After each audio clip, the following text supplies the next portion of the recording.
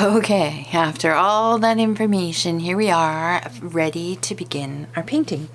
As you can see, I've already transferred my drawing onto my watercolor paper.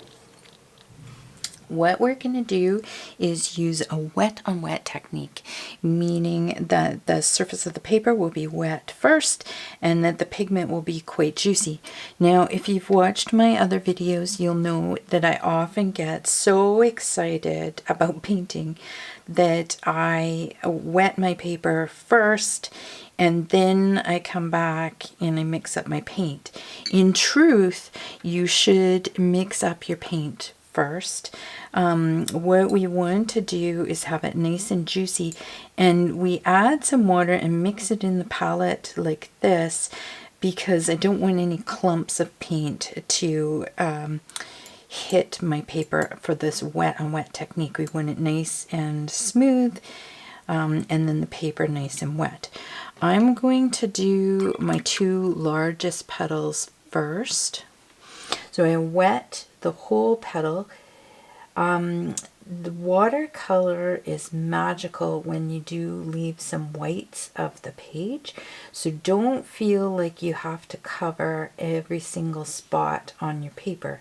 When I wet it more towards the inside, and then I let the paint, I draw the lines with the paint and let it flow into that section. So you'll see.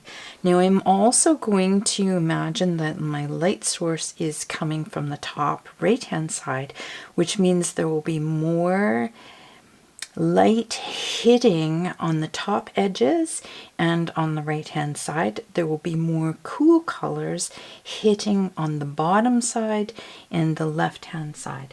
So keeping that in mind, I'm going to place some nice bright yellow along the top and the right hand side of this petal. Then I'll switch over to the opera, where it will come near the bottom and the left hand side. And as I said, don't feel like you have to fill in the whole thing. In this case, I did mostly fill it in. Let's see how it goes with the next petal. So we'll take some water and cover in the whole section of the petal with water, staying a little bit away from the edge, like, I don't know, 1/8 of an inch perhaps, or a couple of 10 millimeters.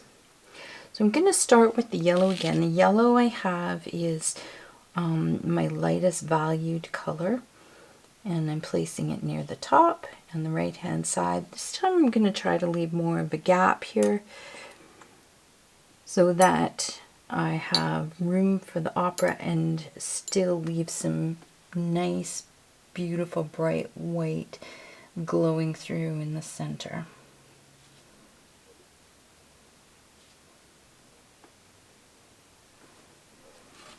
Alright, there you have it, the first two petals. What I want to do now is I'll stop the camera for a moment and let that dry before proceeding with the other colors so that they don't bleed into one another.